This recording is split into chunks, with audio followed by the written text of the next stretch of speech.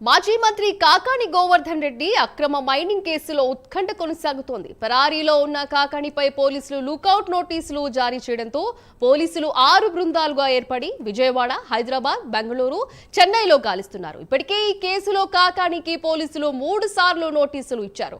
కానీ కాకాని మాత్రం విచారణకు హాజరు కావడం లేదు.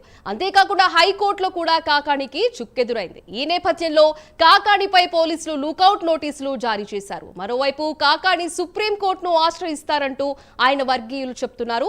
మరి కాకాని నెల్లూరుకు వస్తారా లేక సుప్రీంకోర్టుని ఆశ్రయిస్తారా అనే దానిపైన ఉత్కంఠ నెలకొంది. దీని గురించి మరింత సమాచారం మా ప్రతినిధి నరేష్ అందిస్తారు. నరేష్, చెప్పండి.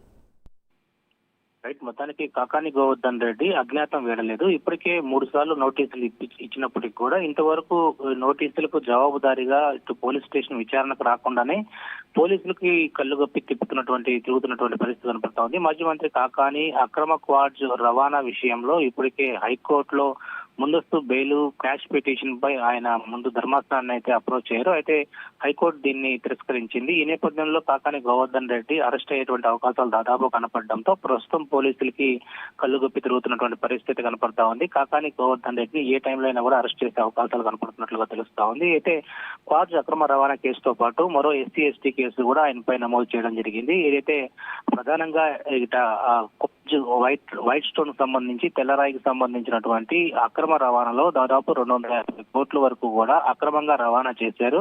దీంట్లో ప్రధానంగా 10 మంది దీనిలో ముద్దాయిలుగా ఉన్నారు. అయితే డిప్యూటీ డైరెక్టర్ డిడి మైనింగ్ అధికారి బాలాజీ నాయక్ ఇచ్చినటువంటి ఫిర్యాదు మేరకు పొదలకూరు పోలీస్ స్టేషన్ లో కేసు నమోదు చేసిన తర్వాత ప్రత్యేకంగా కూడా A4 ముద్దాయిగా ఉన్నటువంటి కాకాని గోవర్ధన్ రెడ్డిపై ఇప్పటికే ఇటు పలు కేసులు నమోదు చేసిన తర్వాత ఆయన ముందస్తు బెయిల్ కోసం హైకోర్టు సంప్రదించారు. హైకోర్టు సంప్రదించినప్పటికీ కూడా హైకోర్టులో చుక్కెదురవడంతో ఆయన సుప్రీంకోర్టును ఆశ్రయిస్తారా లేదా పోలీసులు లొంగిపోతాడా లేకపోతే కోర్టు ద్వారా ఆయన లొంగిపోయేటువంటి అవకాశాలు ఉన్నాయనే దాని మీద ప్రస్తుతం ఒక ఆందోళన ఉత్కంఠం అయితే కొనసాగుతుంది. మరోవైపు నిన్న లుక్అవుట్ నోటీసులు కూడా కాకాని గోవర్ధన్ రెడ్డిపై జారీ చేశారు. లుక్అవుట్ నోటీసులు అంటే ఒకవైపు సీపోర్ట్ ఎయిర్పోర్ట్ లో ఏదైతే విదేశాలకు వెళ్లేటువంటి ప్రయత్నాలు చేస్తే మాత్రం ఖచ్చితంగా ఆ ప్రాంతాల్లో పోలీసులు వెంటనే అతన్ని హ్యాండ్ ఓవర్ చేసుకుని విచారణ నిమిత్తం ఆయనకు అప్పచెప్పేటువంటి అవకాశాలు ఉంటాయి. ఈ నేపథ్యంలోనే భారత రాయబారి సంస్థ ఏదైతే ఏపీకి సంబంధించినటువంటి ఇమిగ్రేషన్ సంస్థ నుంచి ట్యాక్సీల ద్వారా వివిధ సీపోర్ట్లు ఎయిర్పోర్ట్లకు కూడా ప్రధానంగా హైదరాబాద్, విజయవాడ,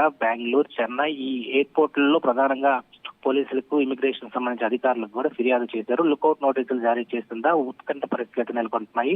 కాకాని గోవర్ధన్ రెడ్డి అయితే అరెస్ట్ చేసేటువంటి అవకాశాలు ఉంటాయంటూ ఒకవైపు సోషల్ మీడియాలో చక్కలు కొడుతుంటే మరోవైపు వైఎస్ఆర్సీపీ సానుభూతుల పరులు అదేవిధంగా నెల్లూరు జిల్లాకు సంబంధించినటువంటి మాజీ ఎమ్మెల్యేలు మంత్రులందరూ కూడా ఇటు కక్ష సాధింపు చర్యలు చేపట్టడం కరెక్ట్ కాదంటున్నారు. ఏదేమైనా కూడా ఏ క్షణంలో అయినా కూడా మాజీ మంత్రి కాకాని గోవర్ధన్ రెడ్డిని ఎట్టి పరిస్థితుల్లో అరెస్ట్ చేస్తామని చెప్పి ఇప్పటికీ 6 బృందాలు నెల్లూరు రూరల్ డిఎస్పీ ఘట్టంనేని శ్రీనివాసరావు ఆధ్వర్యంలో ఇప్పటికే ఆయన ఎక్కడైతే ఉంటాడో ఇన్ఫర్మేషన్ ఉందో హైదరాబాద్, విజయవాడ, బెంగళూరు, చెన్నై ప్రాంతాల్లో 6 బృందాలు తనిఖీలు చేస్తున్నారు. ఏ క్షణమైనా కూడా కాకాని గోవర్ధన్ రెడ్డి లొంగిపోతే అయితే విచారణకు హాజరైతే ఏ ఇబ్బందులు అయితే ఉండవని చెప్పి పోలీసులు అయితే చెప్తున్నారు. మొత్తానికి ఎలాంటి పరిస్థితులు ఉండబోతున్నాయి అనేది మరికొన్ని గంటలు అయితే వేచి చూడాల్సిన పరిస్థితి కనపడతా ఉంది.